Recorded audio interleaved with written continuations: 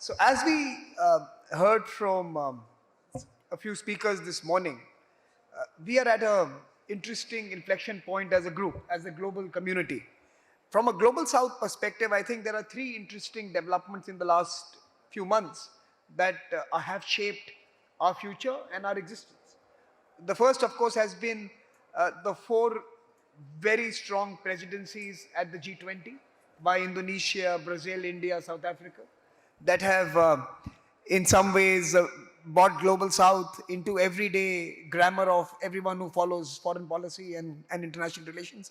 Everyone knows Global South, no one knows how to define it. I think that's one way of thinking about it. We can agree on that. We can agree on that. The second, of course, is we have seen a very strong Western Hemisphere politics emerging from North America, especially, but in certain shades, even in Europe, we have seen certain actors becoming more insular, more inward-looking, more exclusive. We have seen muscular economic policy, industrial policy that is seeking to prevent the gains the southern countries are making in the past. And I think that's the second texture that we must engage with. And the third, of course, is that we are now seeing, in many ways, a pushback against liberal politics that sought globalization that was inclusive. And we are now looking at a far more muscular political architecture in the world that offers no quarter to anyone, irrespective of your development, economic, and cultural situations. So we are in a tough world, and identities are becoming far more important than ever. And let me start with Abla and ask her that first question. Abla, where are we headed? Where are we headed? That's a very good question. Simple, looking simple, yet it's actually very tough. I think the Global South has an opportunity that has never had before. Okay? Just yesterday in Egypt, I was having a session that had a very interesting title, Is Trump a Gift? Is Trump a gift? A gift, yeah, okay? And the answer is yes, he is definitely a gift for the Global South, okay? He accelerated disruptions and changes in the world that were already taking place, okay? He accelerated them in a way that made the present situation where you have a huge elephant that doesn't fit the present box, okay? He removed the box altogether, and now the elephant can go anywhere, all right? And you have elephants in India, so India is actually one of the leaders of that process. But in order to be able to live to its full potential as a global south, I think it needs to go in three directions. One of them is, and it's the most important, is to work on itself. We're very good at complaining about our problems related to debt, related to all sorts of obstacles. We need to work on our institutions, improve our capabilities in order to be able to work that, okay, and benefit from our youth, of course. Okay, that's one line. The second line is for us to be part of the talk. Okay, there is a lot of talk about this new box which is going to fit the elephant. We need to be part of it, not just as attendees, but ones really contributed. We did that the last 4 years in the G20, being as part of the South, but now things are changing, so we need to remain there. And then third, we need to do South-South collaboration big time, especially in the area of AI, because we can move very forward with this. So quick question to you, and go ahead, Anja. Let me just add to that, because I think you're exactly right. So clearly, I'm the right person to talk about the Global South, as a German American, a former American diplomat. But I do think you're right that this creates an opening, and it's in the following ways. It doesn't mean that there'll be spheres of influence and the U.S. will be unengaged in the rest of the world. The U.S. will continue to be engaged in the world. But our traditional aid system, such as it was, for positive and negative, has been destroyed.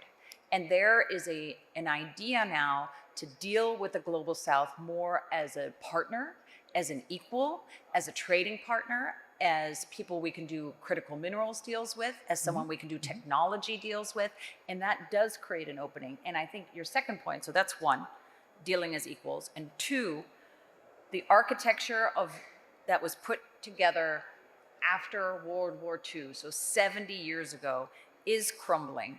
And you are exactly right that all of the countries of the Global South need to be at a table to build something that's better and that works more for all of you and for all of us. Okay, so lots to unpack there, but let me ask you one question, Abla, and maybe Anja, I'll get you in on that as well. The future of the Global South at the G20. Donald Trump is not interested in promoting the global south at the G20. It's very clear. Of course.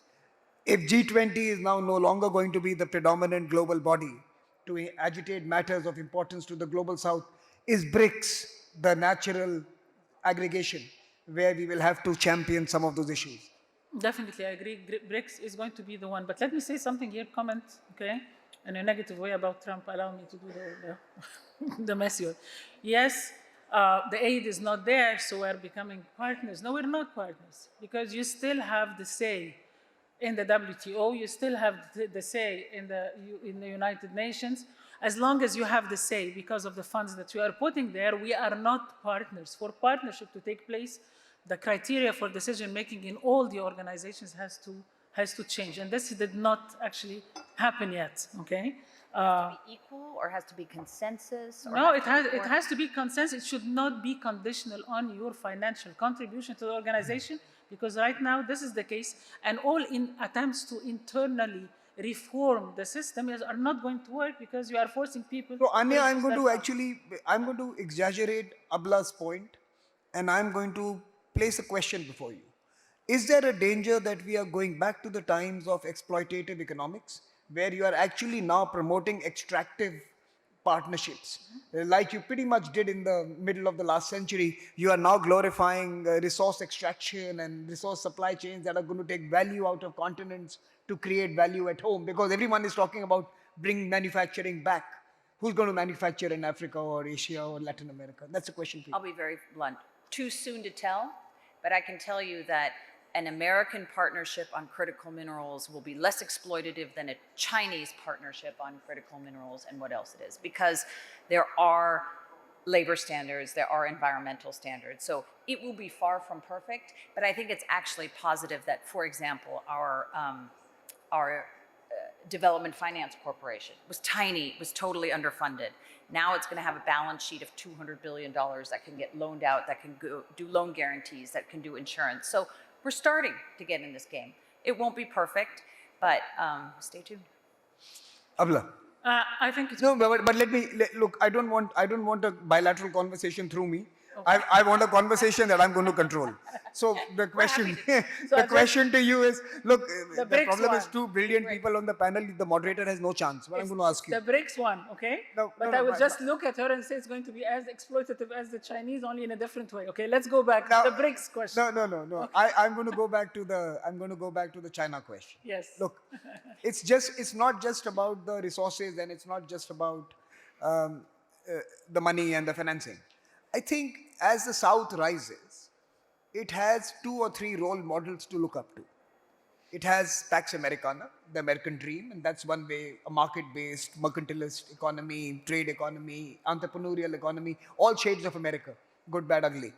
It has a Chinese way, which is very statist, controlled by a bunch of elites in a political system who are redistributing gains to a much larger population. And then it has the more middle ways of Europe, India, and many others. But look, the global south has not reached a conclusion that as it rises, which direction it is likely to go. So let me ask you that question, that if you are sitting in the south, what is the more compelling model for you? I would want to create my own model. Not go for the American one or go for the Chinese one. Probably it's going to be a mix of the remaining ones, India and the middle powers, the rest of the middle powers. But for this model to develop, it has to come through developing myself, all right? Engaging the youth, not just in talks, but making them the decision makers. Everything related to the South and its problems is very much related to the poor capacity building of their governments, of the weakness of their youth, the fact that they are not there. So they need to create their own model. BRICS, by the way, is a very good chance for the global South.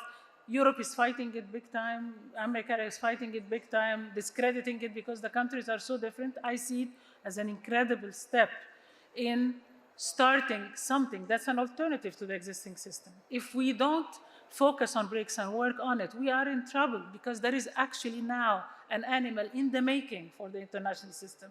And if we don't, as a global South, move very quickly to put something together that is good for us, we are going to end up with a very weird animal that's actually against our interest. And it's all happening very fast thanks to Trump, who's a gift to the global south. Can I say, from my perspective, I see the BRICS as something that may do some economic good. It may be similar to ASEAN, but I can't imagine that with the different shapes of the governments, you asked what's the model. Well, there's a lot of countries in the global south and they're all going to have a different model. But if you look at the countries that constitute the BRICS, you already see Brazil, India, South Africa sometimes having a different perspective from the other BRICS members, not all the way siding with the US, Indonesia as well, but not really siding with Russia over Ukraine. And so I think a political arrangement, look, even amongst close friends like the US and Europe, you see blow-ups every once in a while. That doesn't mean we won't continue to be friends and partners. But I think the BRICS is a good grouping. But so Anja, I'm going to ask you to wear your European hat. Sorry, let me just finish one thing. I don't see it replacing the United Nations or actually being a security alliance in it. No, I think we are talking about BRICS as a coordination mechanism for the emerging For economies. economics. Pretty much like G20 or the G7, Yeah. or a group that kind of allows us to work together. No, my question to you as a European thinker now, the German hat, or maybe the French one. You know, Macron puts out a tweet that, look, France is leading the G7, India is leading the BRICS. We should have a G7 and BRICS coordination. The Germans have actually spent a lot of money trying to understand the BRICS. Yeah. I mean, Willy Brandt, after all, drew the line that defined the global south. So Germany has a stake in the south for a long time. They've been looking at somehow inserting themselves into the IPSA conversations, German plus IPSA conversations. So the question for you is that, do you also think with the strains in the transatlantic partnership, you might see a far greater European affinity to the global south than we normally recognize? Look, I think Europe should have a better relationship with the global south and should be less lecturing and more partnership. So I think that is all to the good. But I think sometimes when you step away from, you know, it's been an ugly month in US-European relations, but when you step away from that in any long-term partnership, whether it's a marriage, whether it's a friendship, you're going to have periods of closer relations and you're going to have periods that are more fraught. We are passing through an era that's more fraught. But are the US and Europe going to break up? I don't think so. Okay. You know, as we move to the last part of this conversation, let me turn to the most exciting part of the future of the global south, which is going to be... Are you going to say the word AI? AI and technology. And AI comes home to the global south this the winters when it comes to Delhi next week, or in a couple of weeks for the AI summit. Technology and the global south. The possibilities of leapfrogging, of providing growth and development of the 21st variety to societies that have been left behind in the previous industrial revolutions. How do you assess this relationship that is in many ways redefining the South itself? And of course the relationship of the South with the rest of the world, technology. Do you want to start? Is this? Yeah, to both of you. Okay, let me start. Well, I think AI is the opportunity for the global south. And as you said, in India, we're going to have this conference. We actually have a conference in Egypt, 11 and 12 February, along the same lines, okay? The idea is, however, not to fight with the rest of the world on the minerals that help with the data centers, etc., but rather apply the tools that already exist, okay, to the benefit of the South and to the benefit of our interests. And a lot of this is already happening in our part of the world, thanks to the youth, developing tools to do economic analysis, to make plans, etc., etc. This is what we need to do. Our chances for leapfrogging are very high if we engage properly our youth, if we educate them on how to use, and if instead of fighting on the basics, minerals and stuff, the big talk, okay? Are you worried about the AI divide?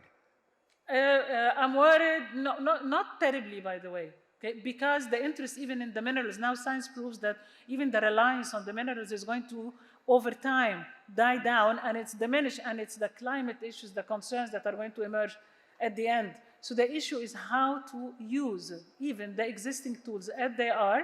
I think this is our chance as a global South. Not fight the same fight between the Western countries, all right, but rather do our own, use our tools in order to benefit from the existing AI tools as much as possible, benefiting from our youth as well, using it. I live in Silicon Valley, so let me just be a tiny bit nerdy, if you'll bear with me. The AI divide does not need to be a divide. And here's why. There's all of this. I get leaders coming from all over the world and saying, oh, we need our own large language models. You don't. If you're a country in the global south, what you need is to use an open source model. I would hope it would be Llama or Mistral. It's okay to use a different instance of DeepSeek. And then you layer on top of that, you fine tune with your own data, with your own legal system, and you go from there. So you don't actually need to do this arms race about the biggest LLMs. So then you still need some data centers, but not as much as the US is building. You need for inference, you need your own data framework, but that's good and you can do a lot. And then the most important thing you need is diffusion, educating your children. And here is one thing where I worry that the US is falling behind. So China is starting to teach every student K through 12 how to utilize AI. We're woefully behind. And there's no reason that the global south needs to be behind. So as we close this conversation, I'm taking away 3 big ideas. Number one, maybe the best phase of the global south is a gift from Trump, and maybe the Trump presidency is going to create a new momentum for the south to find creative solutions together for the future. The second, of course, is the south is bullish on technology, and technology could solve for lots of problems. And the third, of course, I think, as we heard from both our speakers this afternoon, that partnerships matter, but obviously the heterogeneity is important. We are not going to create a single format in the south. You're going to see a kaleidoscope of pathways that are going to emerge from the southern countries. We are not going to have coherence of the western variety. We are rather going to have a concert which will have number of tones and tunes proliferate the orchestra. So stay tuned for where the south is headed. And thank you for joining us this afternoon. Please applaud the wonderful panelists for their Thank you.